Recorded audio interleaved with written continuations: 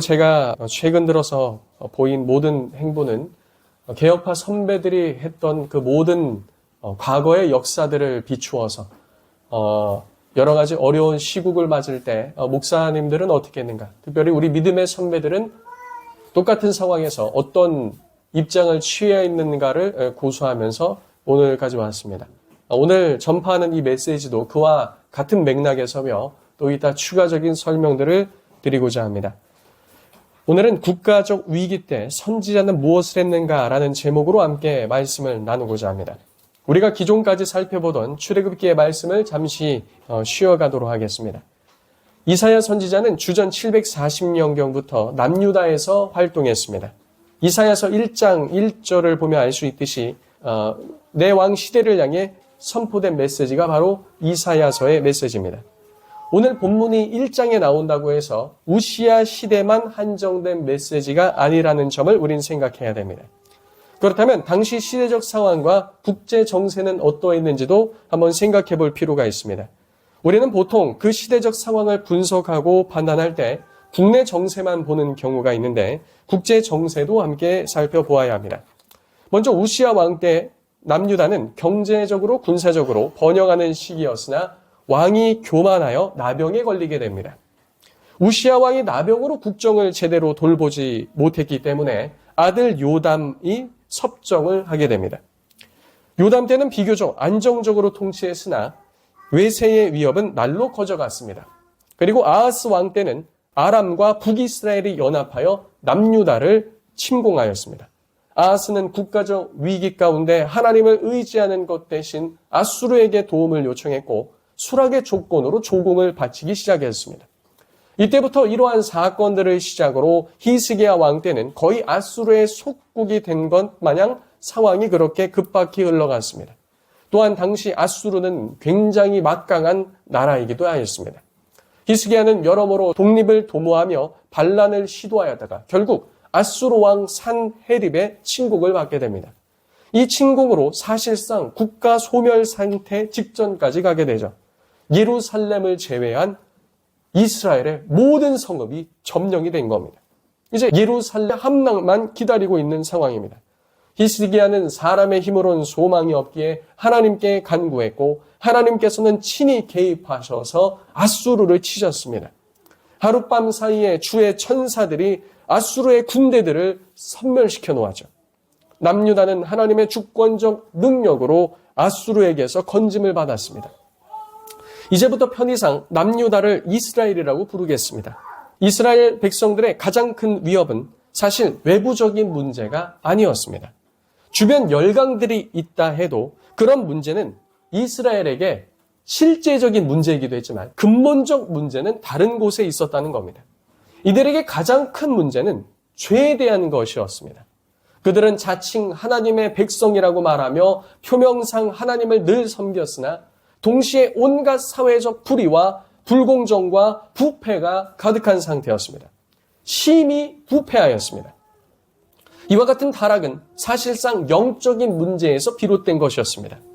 권력자들과 재물 있는 자들은 하나님을 두려워하지 않았기 때문에 자신들이 가진 것으로서 자신들이 원하는 것을 하며 말씀을 쫓아 살지 않았습니다. 그렇다고 권력자 아닌 일반 백성들은 말씀을 쫓아 살았는가? 그들도 그렇게 하지 않았습니다. 조금 있는 권력으로 조금 있는 어떠한 것으로 악을 일삼기에 바빴습니다. 우상 숭배가 성행했고 하나님을 형식적으로만 섬겼습니다. 외교적 문제도 하나님보다 사람의 힘을 더욱 의지하였습니다. 물론 외교를 잘하는 것은 중요한 문제입니다. 그러나 하나님을 진실되게 섬기면서 외교도 잘해야 한다는 겁니다. 하나님을 진실되게 섬기면서 국정도 잘 운영하고 하나님을 진실되게 섬기면서 국방도 잘 해야지 이런 것들이 없이 이런 것만 잘한다. 외교만 잘하고 국방만 잘하고 정치만 잘한다. 이것은 또 다른 위기를 초래한다는 거죠. 그렇다고 하나님을 신실히 섬기니까 하나님이 알아서 해주시겠지. 외교도 대충하고 정치도 대충하고 국방도 대충하라는 말이 아닙니다. 이것도 잘하고 저것도 잘 해야 한다는 것이죠. 왕이신 하나님이 그 주체이시기 때문에 왕이신 하나님이 외교와 국방과 그 정세와 모든 것의 주체이시기 때문에 하나님은 없고 사람만 있는 것이 문제였습니다. 또한 하나님의 백성들을 잘 섬기기 위해 국가적인 직무를 맡은 자들은 하나님을 힘입어 그 일을 해야 되는데 온갖 부정과 부패로 인해서 사회 질서와 그 시스템은 모두 망가진 상태였습니다. 어찌 이들이 하나님 나라요? 어찌 이들이 하나님 백성이라 할 수 있겠습니까? 그럼에도 이들은 회개할 기회가 있었습니다. 그들은 악을 버리고 하나님께 돌아와 회개하면 18절과 19절이 말씀하시는 것처럼 하나님께서 용서해 주신다고 하셨습니다.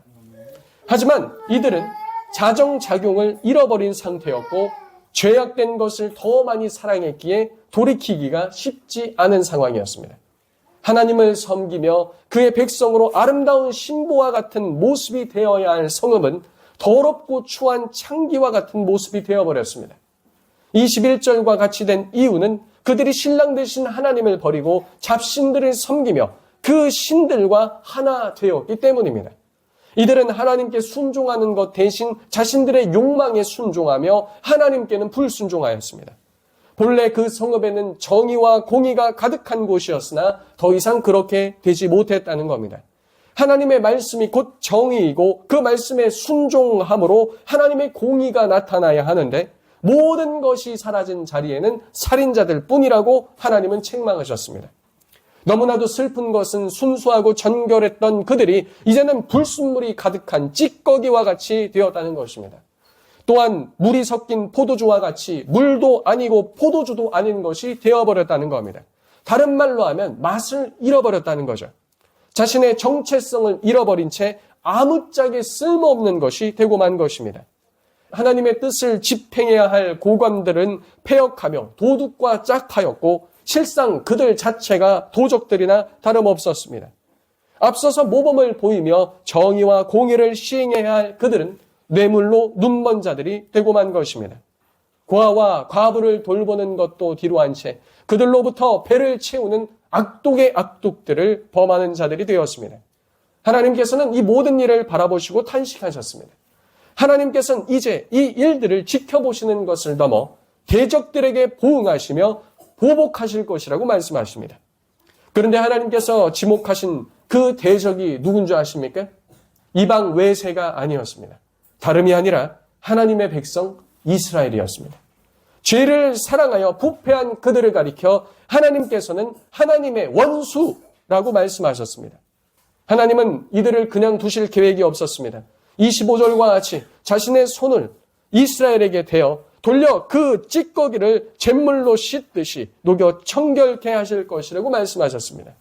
너의 혼잣물을 다 제하여 버릴 것이라고 말씀하시면서 말입니다. 어떻게 들으면 참으로 무서운 말씀입니다. 하나님께서 우리에게 손을 대신다는 부분 말입니다. 우리가 애굽의 10가지 재앙, 그 심판을 통해서 얼마나 그 심판이 무서운지를 들어 알고 있지 않습니까? 그럼에도 이 심판이 그렇게 절망적이지만 않은 이유가 있습니다.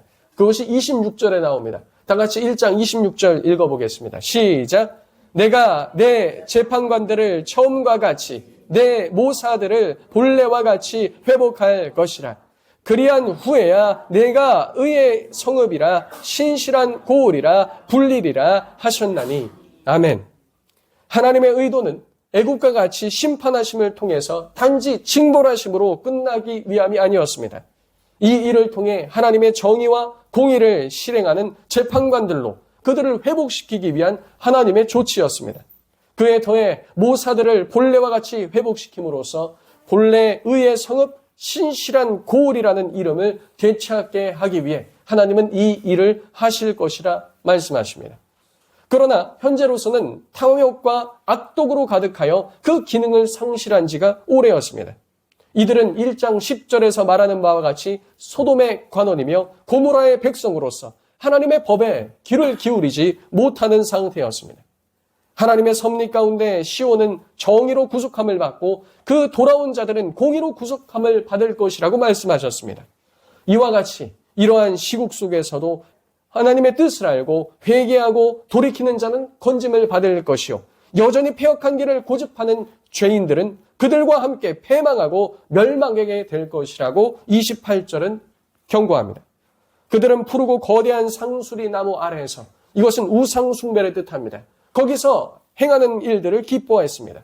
그들이 섬기는 것이 권력이든 명예든 재물이든 그 무엇이든 그 모든 것은 부끄러움을 당할 것이요 그 일들로 인해서 수치를 당할 것이라는 경고였습니다.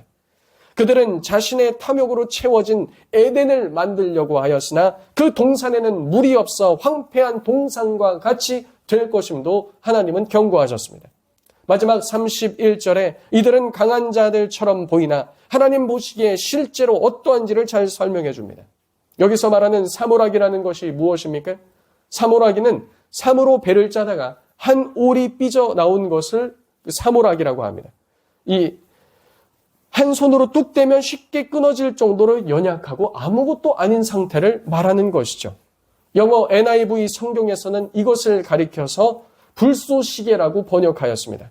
그들은 강한 것처럼 보이나 하나님의 심판의 불쏘시개에 지나지 않는다는 겁니다.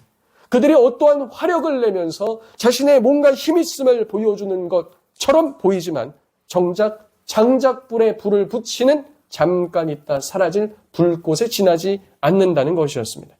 하나님께서 이렇게 심판을 말씀하시는 이유는 사람의 영광이 아닌 하나님의 영광을 드러내시기 위함이었습니다. 지금 이스라엘 남유다 그 땅에는 온통 자신만 생각하고 자신의 탐욕만을 채우려고 하는 사람의 냄새나는 영광으로 진동하고 있었다는 겁니다. 하나님께서는 이를 위해 아수르를 사용하시고 또 나중에는 바벨론을 사용하셔서 이 일을 행하실 계획이셨습니다. 이스라엘이 지금 듣고 돌이키지 않으면 그들은 모든 것을 빼앗기고 난 후에 깨닫게 될 것이었습니다. 존 칼빈은 이러한 심판적 어려움에 대해서 이렇게 말하였습니다.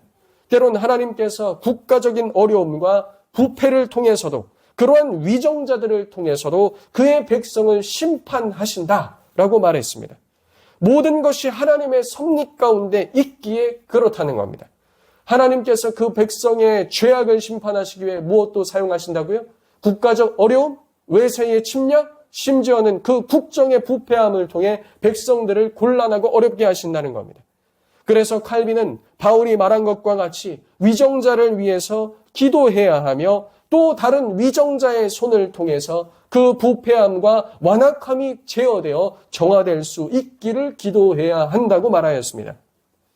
그러니까 칼빈은 이 세상이 부패하여서 도저히 안 될 때 시민들이 나가서 국민들이 나가서 곧바로 저항하라는 것이 아니라 무엇부터 하라고요? 기도를 해라. 왜냐하면 하나님이 세우신 또 다른 위정자가 하나님께서 또 다른 사람들의 마음을 움직이셔서 그 부패하고 여러 가지 권력과 비리를 가지고 있는 자들을 제어할 수 있게끔 기도하라는 겁니다. 이와 같은 칼빈의 말은 당시 시대적 상황에도 우리가 비추어서 생각해 봐야 됩니다. 당시 교회는 국가와 어느 정도 긴밀한 관계 속에 있었습니다. 국가로부터 보호를 받아야 그들의 신앙을 계속 유지할 수 있었기 때문입니다. 만일 교회가 저항하거나 대항하는 것은 쉽지 않은 상황이었습니다. 왕정 체제였기 때문이죠. 오늘날과는 다른 시대적 상황입니다. 그럼에도 불구하고 만일 국가 권세와 권력이 타락하여 주의 교회를 위협하고 성도들의 삶을 위협할 땐 믿음의 선배들은 결단해야 한다고 했습니다. 그것이 왕정이든 혹은 왕정 위에 있는 그 어떤 체제 혹은 더 막강한 것이 오든 그 국가 권력이 하나님께 대한 불순종을 요구할 때는 시민 불복종을 해야 된다고 말하였습니다. 제가 예전에 시민 불복종에 대해서 설교한 바가 있습니다. 기억하실지 모르겠지만 제가 코로나 시국 때 로마서 13장을 본문으로 하여 이것을 설교한 바가 있습니다. 아무리 국가가 감염병 관련하여 국민의 보건과 위생에 대해 일부 통제할 수 있다 해도 국민의 기본권을 침해하면서 할 수 없다는 겁니다. 우리에게 있어서 기본권보다 더욱더 중요한 것은 바로 하나님께 예배할 자유입니다. 그 선을 넘는 것이 아니라면 국가는 결코 교회와 대립적인 관계가 아니라 상호 보완적이고 협조적인 관계에 있다는 겁니다. 제가 이전에도 이 말씀을 드리면서 시민 저항권에 대해서 말하면서 말씀드린 바가 있습니다. 무조건 그렇게 하자는 것이 아닙니다. 그때 당시에 코로나 시국 때 어떠했습니까? 아무리 코로나가 창궐했어도 어땠습니까?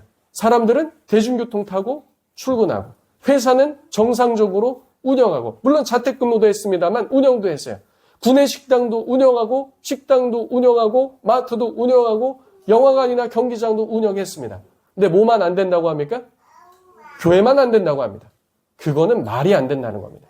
심지어 대중교통, 회사, 국가 시스템이 스톱할 정도라면 당연히 교회도 그와 같은 것을 생각하며 참여해야 된다고 생각합니다. 저는 그런 입장입니다. 근데 다른 곳은 다 정상적인데 교회만 안 된다? 있을 수 없는 일입니다. 이와 같은 관계에서는 교회는 저항할 수 있다는 겁니다. 교회와 국가, 백성들은 종교적이며 세속적인 필요에 봉사하는 일에 있어서 서로 긴밀히 상호작용해야 한다고 칼빈은 믿었습니다. 칼빈은 인간의 죄로 인해 사회가 혼란으로 치닫는 것을 막기 위해 국가가 꼭 필요하다고 말했습니다. 그러니까 모든 믿는 자들이 하나님의 말씀의 통치를 받는 것이 아니기 때문에 하나님을 믿지 않는 세상 권력에도, 세상 정부에도 하나님은 그와 같은 하나님의 권세를 맡기셔서 이 세상이 악으로 치닫는 것에 있어서 보호를 하게 국가라는 것을 세우셨다. 칼빈은 이렇게 보았던 것이죠. 그에게 있어서 국가는 인간의 불법과 타락을 맞는 결과로 인해 초래될 무질서와 혼돈을 막기 위한 정의의 질서였습니다. 그러나 칼빈에게 있어서 더욱 중요한 것은 국가가 단지 인간의 죄악 때문만이 아니라 하나님의 섭리와 거룩한 경륜에서 비롯된 것이라고 본 것입니다. 그러니까 국가의 기능은 인간의 죄악만을 막는 것이 아니라 하나님의 섭리적 경륜을 위해서도 하나님은 국가를 세우셨다는 겁니다. 국가가 하나님이 인간을 위해 주신 은혜의 선물이라면 국가의 통치자들은 하나님의 대리인이었다는 겁니다. 세상의 통치자는 지상 질서를 위해 임명된 하나님의 대리인이기 때문에 우리는 존중하고 복종해야 한다는 것이죠. 그래서 로마서 13장 1절에서 4절은 이렇게 말합니다. 각 사람은 위에 있는 권세들에게 복종하라. 권세는 하나님으로부터 나지 않음이 없나니 모든 권세는 다 하나님께서 정하신 바라. 그러므로 권세를 거스르는 자는 하나님의 명을 거스르니 거스르는 자들은 심판을 자취하리라. 다스리는 자들은 선한 일에 대하여 두려움이 되지 않고 악한 일에 대하여 되나니 내가 권세를 두려워하지 아니하려느냐. 선을 행하라. 그리하면 그에게 칭찬을 받으리라. 그는 하나님의 사역자가 되어 내게 선을 베푸는 자니라. 그러나 내가 악을 행하거든 두려워하라. 그가 공연히 칼을 가지지 아니하였으니 곧 하나님의 사역자가 되어 악을 행하는 자에게 진노하심을 따라 보응하는 자니라 라고 말합니다. 그러니까 일반적인 은총 가운데 국가에게 하나님은 권세를 주셨고 그 권세를 통해 악을 제어하기는 일을 맡기셨는데 이것은 전체적인 하나님의 역사를 주관하심에 의해서 하나님은 일반 은총 가운데 세상에 주신 이 역할이라는 겁니다. 그러니까 세상 정부나 세상 기관은 무엇을 해야 됩니까? 악으로 치닫지 않도록 그런 것들을 보호하고 또 교회를 보호하고 이 세상이 망하지 않는 그와 같은 뭐라 그럴까요? 울타리 역할을 해야 한다는 것이죠. 그럼에도 불구하고 하나님께 충성할 것인가?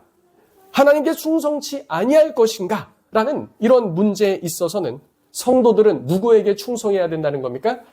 하나님께 충성해야 된다는 겁니다.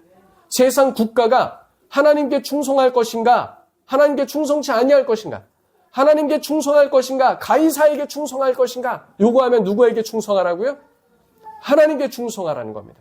이 세상 권력조차도 하나님의 섭리 가운데 두신 것이기 때문에 그리하라는 거죠. 그럼에도 그 시민의 저항권은 잘 들어보십시오. 그럼에도 그 시민의 저항권은 폭군들에 대한 저항권이라기보단 우리의 신앙과 종교의 양심을 지키기 위한 것이어야 했다고 칼빈은 말했습니다. 그러니까 폭군이 아니라 무엇을 지키기 위한 것이요? 우리의 신앙, 우리의 양심, 이것을 지키기 위한 것이어야 했다는 겁니다. 하나님께서는 이 나라의 안녕과 질서를 유지하기 위해 위정자들을 세우셨기 때문입니다. 이사야 33장 22절은 대저 여호와는 우리의 재판장이시요 여호와는 우리의 율법을 세우시니요 여호와는 우리의 왕이시니 그가 우리를 구원하실 것임이라 라고 말했습니다. 구약 시대에는 이 세속 정치와 하나님의 통치가 하나로 합쳐져 있었습니다. 신정 국가이기 때문입니다. 그런데 신약으로 오면서 어떻게 됐습니까? 세속과 교회가 분리되긴 하였으나 교회는 또한 어디에 있습니까? 세속 속에 있으며 또한 이 세속은 누구의 권위 아래에 있습니까? 하나님의 통치 아래에 있기 때문에 교회와 세상을 이분법적으로만 볼 수도 없고 그렇다고 하나로도 볼 수 없는 그와 같은 긴밀하게 연결된 관계 속에 있었다는 겁니다. 구약 이사야서 33장 22절엔 하나님은 입법자요, 하나님은 최고의 통치자요, 하나님은 재판장이신 것을 말하고 있습니다. 이것은 바로 입법과 사법과 행정에 대해서 말하고 있는 것이며 하나님께서는 이 세상에 자신의 이와 같은 통치의 권한을 위임하실 때 입법과 사법과 행정으로 그 권한을 나눠서 분배하셨다고 우린 볼 수 있습니다.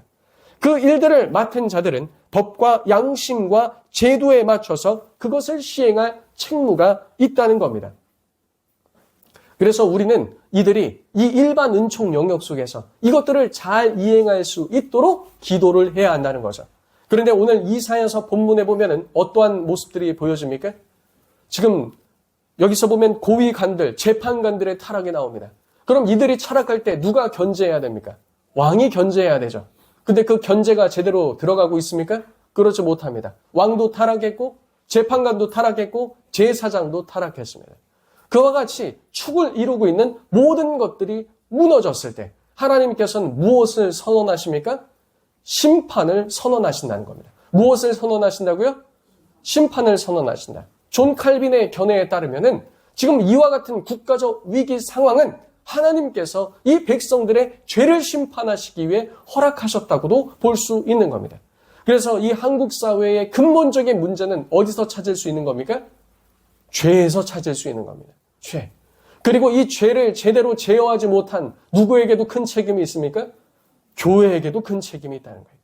교회가 그 역할을 바로 하고 바로 가르치고 바로 죄에 대해서 세상에 대해서 책망하고 그리고 믿음의 선배들이 말한 것처럼 믿음의 선배들이 본래 그와 같이 나라를 세웠던 것처럼 정치인들과 국가 권세자들과 여러 자들을 말씀으로 가르치고 책망하고 하나님의 뜻을 가르치고 바른 길로 가도록 하며 다음 세대들을 그와 같이 가르치고 국가를 세워갔다면 오늘날 이와 같은 사태에 우리는 직면하지 않았을 거란 말입니다.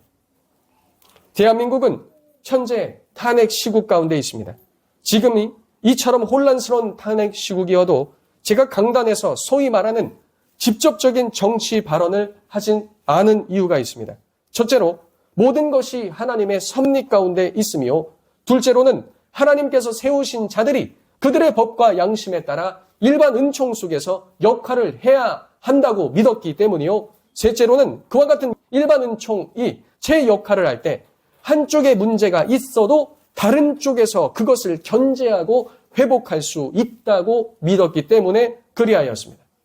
그래서 지난 12월 3일 계엄 사태 이후에도 나라가 절반으로 갈려 시시비비를 가리는 이때에도 객관적으로는 거대 야당의 절대 권력을 휘두르는 입법부와 또 수많은 입법들에 대한 거부권을 행사하던 행정부, 이렇게 입법부와 행정부가 사실상 정쟁으로 인해서 또 탄핵으로 인해서 제 기능을 수행하지 못하고 있는 불능 상태에 빠졌다 할지라도 사법부는 공정한 과정과 양쪽이 충분히 절충하고 동의할 수 있는 진행 과정과 법의 철저한 원칙에 따라서 적용하여 그 모든 것을 판단할 것이라고 생각하였고 그 기대에 맡겨야 한다는 하나님의 섭리 가운데 맡겨야 한다는 입장이었습니다.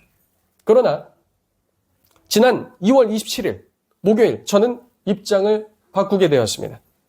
독립적 헌법기관인 선관위에서 부정부패가 878건이 있음을 감사원에서 밝혔음에도 마지막 최후의 보루이고 이 삼축체제 중에 마지막 남은 헌법재판소에서 감사원이 선관위에 대한 직무감찰은 위헌이라는 판결을 내렸기 때문입니다.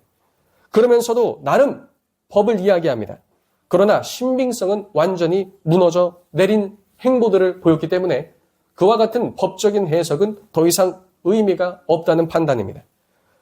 그 바로 직전에도 마은혁 후보 임명에 대해서 판결을 낼 때 기존까지는 다 아시는 바와 같이 대통령 3명, 대법원장인가요? 3명 임명하고 그 다음에 국회에서 3명을 임명했습니다. 국회에서 3명 임명할 때 한 명은 여당, 한 명은 야당, 그리고 세 번째 인물은 누가 같이 선출합니까? 여당과 야당이 치열한 논쟁을 통해서 자기 성향에 맞지 않는 가장 중립적인 인물로 세우는 것이 기존까지의 관례였습니다. 근데 이 관례를 이번에 헌법재판소에서 깬 것입니다. 여러 가지 법적인 이야기를 하였으나 이것은 입법권의 침해요, 삼권 분립의 파괴를 의미하는 것이었습니다. 이번에 헌법재판소가 말한 이와 같은 판례의 모습에 따르면 앞으로는 여당과 야당의 협치를 통해서 나머지 한 명을 선출하는 것이 아니라 다수당이 선출할 수 있는 권한이 부여되게 됩니다. 이거 앞으로 문제가 또 되지 않겠습니까? 반드시 됩니다. 이번에 내린 후보자 임명 관련된 판례는 앞으로도 지속적으로 다수당의 횡포를 만들어줄 수 있는 새로운 근거를 제공해주며 삼권 분립을 훼손하는 결과를 가져왔습니다. 헌법재판관들은 제대로 직무를 수행하고 있다면 대부분의 법조인들이 헌재의 의견에 동의해야 되고 사람들은 누구나 생각이 조금씩 다를 수 있기 때문에 소수의 이견이 있어야 한다는 것이 상식적인 생각입니다. 하지만 지금 법조인들은 어떻습니까? 심지어는 대법원 내부 게시판에도 지금 현재 헌재가 하는 것이 제대로 된 것이 맞느냐라는 의견이 솟구치고 있으며 법조인 출신의 많은 변호사들과 법률관들도 지금 헌재가 하는 일들에 대해서 납득할 수 없다고 다수가 말하는 상황입니다. 그러니까 소수가 말한다면 헌법재판소가 맞고 소수의 이견이 있겠지. 이게 상식이에요. 누구나 다를 수 있으니까. 해석이 좀 다를 수 있으니까. 근데 지금 어떻습니까? 많은 절반 혹은 더 많은 사람들이 이거 뭔가 문제가 있지 않냐? 지금 이렇게 이의를 제기하고 있는 상황이라는 겁니다. 법조인 출신은 말할 것도 없고 심지어 중앙대 대학원을 다닐 때 법에 대해서 공부를 조금 한 저조차도 헌법재판소에서 적용하는 그 법 내용들을 보면 고개를 갸우뚱거릴 수밖에 없습니다. 그렇다고 제가 아예 법을 모르는 게 아닙니다. 심지어는 제가 5년 전인가요? 삼성 디지털 프라자하고 법적 다툼을 해가지고 이겼어요. 그러니까 법이라는 것이 명확하게 적용하면은 법은 클리어하거든요. 명확합니다. 탄핵 심판 과정을 짤막하게 언론에서 편집해놓은 편집본을 본 성도님들이라면 그 의미와 의도는 상당히 왜곡된 것임을 눈치채지 못하실 수도 있습니다. 전체 풀 영상을 시청하신 분들은 알겠지만 헌법재판소에서 탄핵 심판 과정에 있어 이미 법령에서는 명시해 놓았습니다. 형사소송법을 준용한다고 말입니다. 근데 성도님들도 뉴스를 통해 봤을 겁니다. 여러 재판관들조차 심지어는 대통령이 임명한 그 헌법재판관 누구죠? 하얀 머리, 눈썹 있는. 하여튼 그 재판관조차 형사소송법을 준용하여야 한다고 말하였습니다. 헌법재판소가 준용하는 것에 있어서는 법적인 테두리 안에서 해석하지 않고 우리는 헌법재판소고 헌법재판관이라는 이유를 들며 달리 적용하였습니다. 이에 대해 법조계에서도 말이 많습니다. 그뿐 아니라 그들의 말대로 한다면 그것은 일관되게 적용돼야 됩니다. 그렇게 일관되게 적용된다면 저 같은 국민들도 납득할 수 있을 것입니다. 그런데 본인들이 유리할 때는 형소법을 그대로 적용하고 피청구인인 대통령이 요청할 때는 적용하지 않으며 또 소추인단 국회 측이 요구할 때는 또 적용하는 등 누가 봐도 개판입니다. 코에 걸면 코걸이, 귀에 걸면 귀걸이 이런 식으로 적용하는 것을 보면서 충격을 받았습니다. 제가 신학 전공자니까 성경을 제 마음대로 해석하고 마음대로 설교하며 적용하면 되는 겁니까? 괜히 성경신학과 성경해석과 교의학과 설교학을 배우는 것이 아닙니다. 그러한 사실도 납득이 되지 않지만 권위를 인정하며 제가 건설적인 비판도 하였습니다. 제가 이 강단에 서 있기도 하지만 동시에 교계에서는 8년째 펜대를 잡은 글 쓰는 자로서의 역할을 하고 있습니다. 그러한 헌재의 자기 입맛대로식의 적용에 대해서 비판하는 건설적인 글을 쓰니 일부 댓글로는 당신도 내란 세력이냐는 비판을 듣기도 했습니다. 성도님들, 한 분, 하나님을 제외한 어떤 기관이나 사람들은 오류를 범하기 때문에 정당한 비판은 누구나 할 수 있는 겁니다. 심지어 절차적 문제로 인해 대통령까지 탄핵 소추된 마당에 헌법재판소는 초헌법적인 기관일 수 없으며 잘못이 있다면 말해서 제대로 갈 수 있도록 감시하는 것이 국민의 역할이라고 봅니다. 헌법재판소가 하는 지금과 같은 행태에 대해 믿음의 선배들이 이러한 모습을 어떻게 보았는지 여러 시간 동안 공부하면서 살펴보았습니다. 그러면서 믿음의 선배들이 내린 결론에 따라서 이렇게 적용할 수 있을 겁니다. 하나님께서 주신 직무를 넘어서는 겁니다. 다른 말로 하면 월권이라고 할 수 있는 겁니다.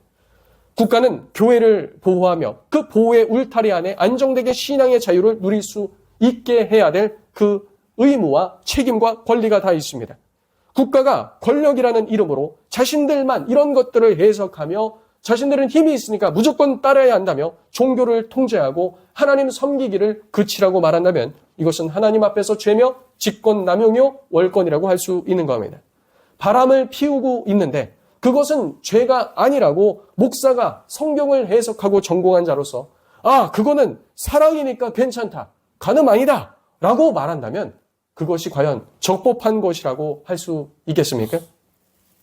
작년에 헌법기관인 선관위에서도 부정 채용과 특혜 등에 관한 여러 가지 부패 비리들이 많이 드러났습니다. 다른 헌법기관은 이와 같이 선관위도 자신들이 헌법기관이라고 하죠. 지금 입법부도 헌법기관이고 행정부도 헌법기관인데 다 문제가 있습니다. 그래서 마지막 보루인 헌법재판소는 그래도 제대로 판단해 줄 것이라 존중하며 하나님의 섭리 가운데 맡긴다는 이야기를 계속해왔습니다. 그러나 지난 2월 27일 헌법재판소는 8대 0으로 선관위의 감찰을 위법이라고 결정하는 걸 보면서 물론 3명의 소수 의견을 냈지만 그냥 그건 소수 의견이고 결정은 8명이 찬성을 던졌다는 겁니다. 이것은 상당한 문제가 있다고 보여집니다. 저는 이를 보면서 헌법 가치를 수호해야 할 선관위나 헌법재판소 두 곳 모두 헌법 수호의 의지가 전혀 없음을 확인하였습니다. 만일 하나님께서 세우신 일반 은총 영역에서 스스로 작용할 수 없는 상태에 빠지게 되면 그럼 목사와 성도와 교회는 무엇을 해야 하는지 고민하기 시작했습니다. 그래서 곧바로 목요일과 금요일 그리고 어제 토요일 꼬박 3일 믿음의 선배들은 이와 같은 똑같은 상황에 어떻게 판단했고 그들은 어떻게 설교했으며 어떻게 성도들을 지도했고 교회가 나아갈 방향은 무엇인지를 고민하며 찾고 연구했습니다. 제가 이렇게까지 지금까지 해온 모든 흔적들은 제 혼자의 판단이 아니라 신앙의 선배들이 앞서 걸어가신 발자취를 따라 교회를 세우고 갈 방향을 인도하기 위해 애쓴 그 결과물로서 나온 것입니다. 이전에 탄핵 정국이 있을 때도 나라와 민족을 위해서 기도해야 된다. 이런 사람 저런 사람들이 있지만 하나님께서 섭리하시며 통치하시기 때문에 우리는 하나님의 뜻이 이루어지길 기도해야 된다. 믿음의 선배들도 그렇게 했습니다. 그거는 어느 정도 국가기관이 정상적으로 작동할 때를 말하는 겁니다. 하지만 모든 기관들이 무너지고 스스로 작용을 할 수 없는 상황에 이르는 국가 비상사태나 아니면 도덕적으로 너무 부패가 심할 때 믿음의 청교도 선배들, 개혁파 선배들은 무엇을 했는가? 칼빈과 루터와 지빙글리와 존 낙스는 무엇이라고 말했는가? 여러 가지 것들을 살펴보았습니다. 그리고 신앙의 선배들이 말한 부분에 대해서 성도님에게 이제 말씀드리고자 합니다. 첫 번째는 국가 비상 상황이나 국가 위기 상황에 하나님의 주권과 말씀의 절대성을 강조하며 교회가 회개와 갱신을 촉구하라고 했습니다. 그래서 제가 이 강단에서 굳이 정치 발언을 하지 않고 말씀을 그럼에도 불구하고 주일날 계속해서 선포했던 것은 믿음의 선배들이 행했던 그 길을 따르기 위함이었습니다. 복음을 담대히 선포하여 사회의 도덕적 기반을 세울 것이며 성도들에게 불의에 안주하는 거짓 평화를 경계하고 필요하면 믿음을 위해 싸울 것을 촉구하라 했습니다. 두 번째로는 아브라함 카이퍼는 국가 비상사태든 도덕적 혼란이든 교회는 세상의 소금과 빛으로서 진리를 증언하고 성도들은 어느 때보다 하나님께 충성됨으로써 위기의 시대를 극복해야 한다고 가르쳤습니다. 그래서 성도님들은 이 시국에 어떻게 해야 됩니까? 더 하나님께 붙어 있어야 될 줄로 믿습니다. 하나님을 더욱 의지해야 될 줄로 믿습니다. 하나님께서 다시금 회복시켜 주시길 간절히 간구해야 될 줄로 믿습니다. 그리고 세 번째가 중요합니다. 우리의 신념에 반하는 원칙들이 세상을 지배하려고 할 때, 이 모든 것들이 작용을 잃어버리고 모든 축이 무너졌을 때 교회와 성도들은 무엇을 해야 하는가? 싸움이 곧 우리의 소명이며 그때의 평화를 외치는 것을 죄악이라고 선배들은 이야기했습니다. 아무리 소중한 평화라도 대가를 치르고서라도 신념을 적과 아군 앞에 불타는 믿음으로 밝히 드러내야 한다는 것입니다. 요약하자면 지금과 같은 일반 은총이 정상 작동하지 않고 부패가 심하여 자정작용을 잃어버렸을 경우엔 국가 권력의 행포에 맞서 정의를 외치고 신앙의 양심을 지키라는 것입니다. 그렇다고 이 저항을 했다고 뭐 횃불 들고 화염병 들고 나아가라는 것이 아닙니다. 평화적으로 우리와 교회의 그와 같은 의견을 개지하라는 것이죠. 또한 국가가 회복될 수 있도록 그 역할을 할 책임과 의무가 교회와 성도에게 있다는 겁니다. 대한민국은 더 이상 법치가 작동하지 않으며 법치라는 이름으로 무법을 정당화하며 권위와 권력을 갖고 이 일이 재앙되고 있는 중입니다. 대한민국에는 선량한 시민들이 아직 많습니다. 사법부에도 법치를 지키기 위해 행정부와 입법부에도 이 법치를 지키기 위해 애쓰는 자들이 없다는 것이 아닙니다. 많이 있습니다. 하지만 이것이 무너진 것도 사실입니다. 이제는 무법을 가리켜 법치라고 말하며 이것은 법치니 이것을 받아들여라 라는 횡포에 이르기까지 하였습니다. 그것에 쐐기를 박은 것이 지난 2월 27일이라고 생각됩니다. 그래서 저는 목사로서 이와 같은 견해에 입각하여 4가지 해야 할 일들을 추출했습니다. 첫 번째로는 강단에서는 회개와 진리의 말씀을 바로 선포해야 하고, 두 번째로는 성도들이 바른 분별력을 갖고 현 상황을 바라볼 수 있도록 도와야 하며, 세 번째로는 우리가 믿는 성경적 가치를 가르치고, 기존까지 이 일반 은총이 부패하지 않고 잘 돌아갈 때는 우리는 보통 그냥 말씀을 강론하고 읽고 가르치는 이런 차원에 머물렀다면, 이제는 성경이 말하는 가치가 무엇인지를 가르치고 이것을 따라와라고 말해야 했다는 겁니다. 네 번째로는 그 가치에 부합하지 않으며 자정작용을 잃은 사회를 향해 행동을 촉구해야 한다는 것이 믿음의 선배들의 가르침입니다. 이미 우리는 이 구간에 들어왔으며 이제 스스로 자정작용하여 정상화되길 소망할 때는 지났음을 우리는 인식해야 합니다. 성도님들도 이런 상황을 맞이하는 것은 처음이신 분들도 대다수일 거라고 생각합니다. 저 또한 처음이기 때문에 믿음의 선배들은 어떻게 했으며 무슨 메시지를 전했는지 밤새가며 찾아보지 아니할 수가 없었습니다. 현재 대한민국은 북한 및 외부 세력의 위협을 받고 있습니다. 민노총 간첩들이 북한 공작원과 접선하여 군사시설들의 정보를 유출하고 북한 지시에 따라서 파업과 반정부 시위, 선거 개입 등을 진행하고 있으며 국정원의 대공 수사권이 박탈되어 경찰에게 넘어갔으나 경찰은 국내의 여러 범죄 수사만 해도 벅차하고 또한 경험과 노하우 부족으로 사실상 대공 수사권은 거의 무력화되었습니다. 민노총 간첩단, 창원 간첩단, 청주 간첩단, 제주 간첩단들은 재판 지연으로 이들을 석방하여 지금은 거리를 활보하고 있으며 반도체와 디스플레이 등 핵심 산업 기술은 중국으로 대량 유출되고 군 전방에 CCTV들은 백도어가 설치되어 지금 모든 것이 외국으로 송출되고 있으며 국정원도 정보 유출, 정보사도 정보 유출, 거기에 블랙요원과 화이트요원의 모든 정보들이 유출된 거 아닙니까? 국내외적으로 안보 라인이 완전히 붕괴된 것입니다.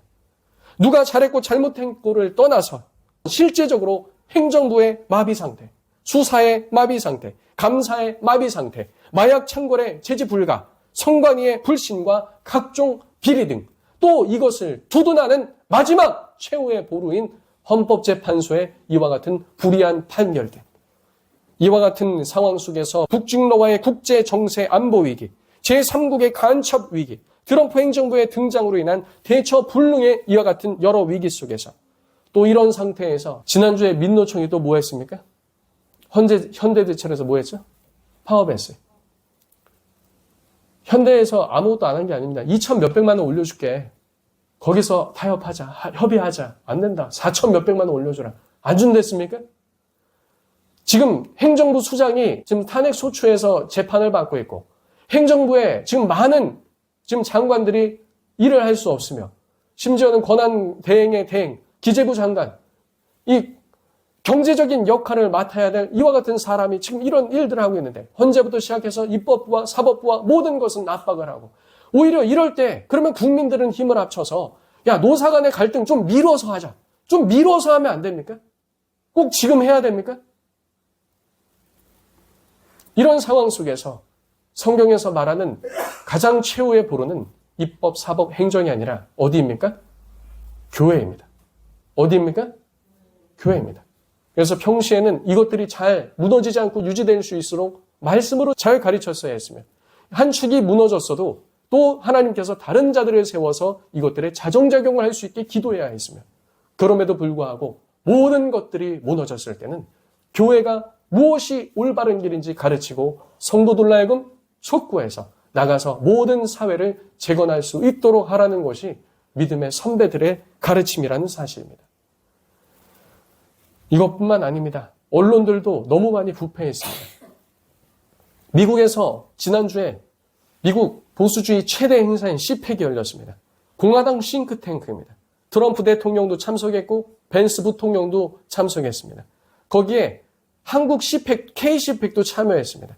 거기서 논한 이야기는 한국의 부정선거를 비롯하여 여러 탄핵 정국에 대해서 논했습니다. 거기에 MBC도 왔습니다. MBC가 그날 보도를 내보냈습니다.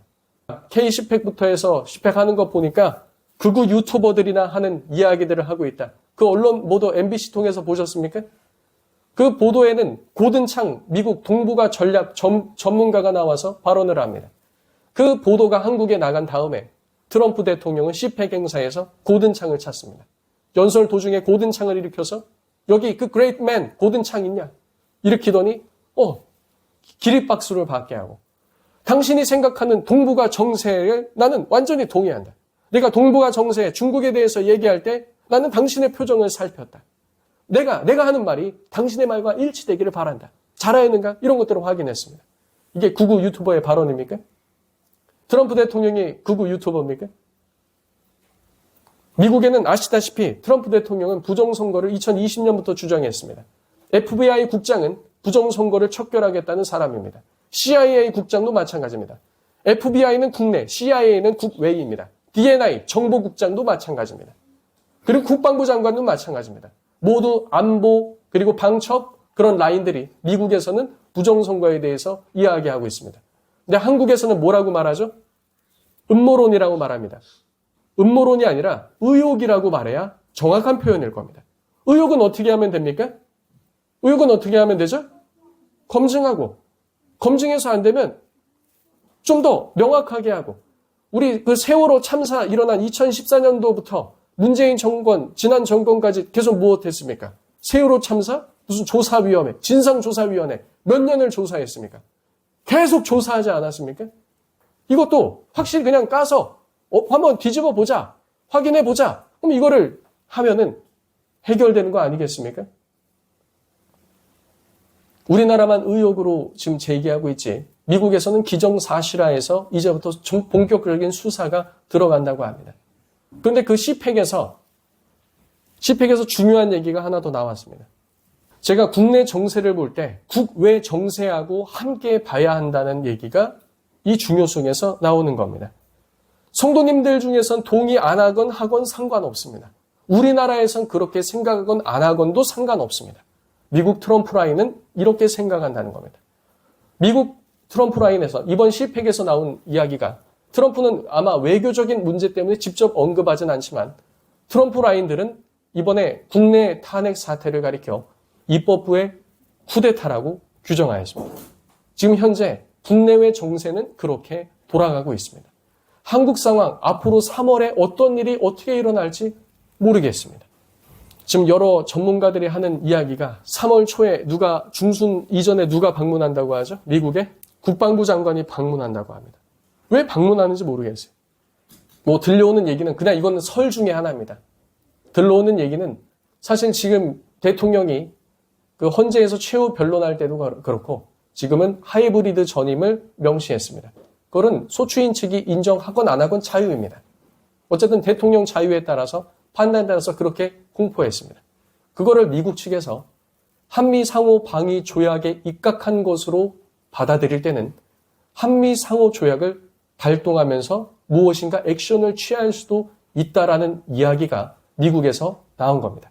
공식적인 건 아니지만 트럼프 라인에서 그런 이야기들이 나오고 있다는 거예요. 어떤 일들이 어떻게 전개될지 알 수 없습니다. 미국에서 신중할 수밖에 없는 것이 이게 자칫 잘못하면 내정 간섭으로도 비칠 수 있기 때문에 그렇다는 거죠.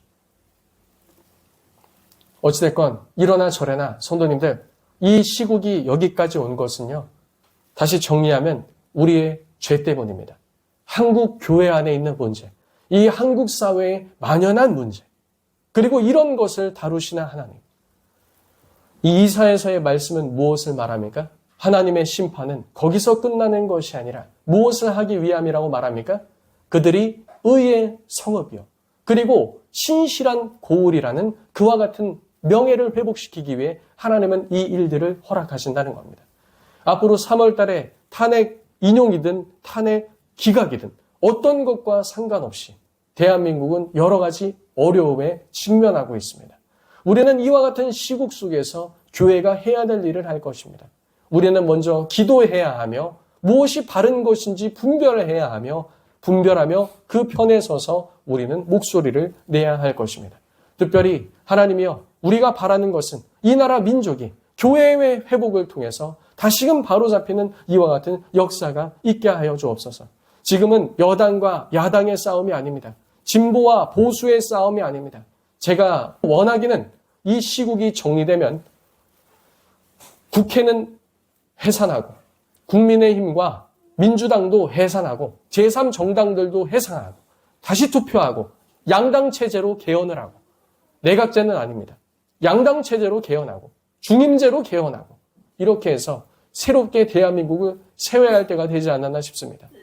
사법부에 있는 모든 잘못된 것도 도려내고, 검찰 안에서도 잘못된 것, 경찰 안에서 잘못된 것, 국정원 안에서, 선관위 안에서, 국회 안에서, 행정부 장관들 안에서 잘못되고 부패한 것들은 싹 다 도려지고 참된, 정말 신실한 그런 자들로 구성해서 하나님께서 이 나라를 다시 세워주시게. 뭐 어디 일부 고친다고 이게 되겠습니까? 선생님, 대통령 복귀한다고 이게 고쳐지겠습니까? 그럼 대통령 기각돼서 물러난다고 고쳐지겠습니까? 제가 봤을 때 안 될 것 같거든요. 돌아와도 안 고쳐질 것 같고 물러나도 안 고쳐질 것 같습니다. 뭐 바뀐 게 있어야 고쳐지죠. 선관위는 계속 그렇게 하라. 감사원은 입 닫고 가만히 있어라. 왜 그런 겁니까? 선관위에 대법관들이나 헌법재판소 아들, 딸들 부정 채용시켰습니까? 거기다 뭐 해놨습니까? 행정부는 뭐 해놨습니까? 입법부는 거기다 뭐 감춰놨습니까? 지금은 법치가 무너진, 사실상의 그와 같은 일반 은총이 무너진 상태라는 겁니다. 이 시간 우리 함께 기도하였으면 합니다. 기도할 때 하나님, 저도 이런 메시지 전하는 게 부담스럽고 하고 싶지 않습니다. 하지만 저도 많이 고민했습니다. 목사로서 이런 시국에 그냥 입 닫고 조용히 있는 것이 과연 하나님의 종으로서 할 일인가? 성도님들 중에 뭐 동의하지 않으시는 분들도 있을지 모르겠습니다만 어쨌든 주의 종이 계속 연구하고 하나님 앞에 기도하며 애끓는 심정으로, 이 무슨 여당을 세우고 야당을 바로 세우자는 말이 아닙니다. 대한민국을 세우자는 겁니다.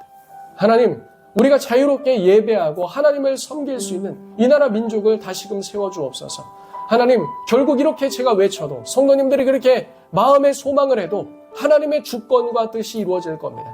하나님, 주의 주권과 뜻을 이 땅 가운데 실현하여 주옵소서. 하나님의 뜻을 이루어 주옵소서. 하나님의 뜻이 성도들과 이 땅의 백성들을 향한 심판이라면 그 일을 행하시고, 하나님이여, 주님께서 원하시는 것이 구원이라면 그 일을 행하여 주옵소서. 그러나 우리 교회로 하여금 바른 길을 걷게 하시고 바로 바라보게 하시고 바른 것을 외칠 수 있게 하소서. 이런 제목들로 다 같이 주여 한번 외치고 통성으로 기도합니다.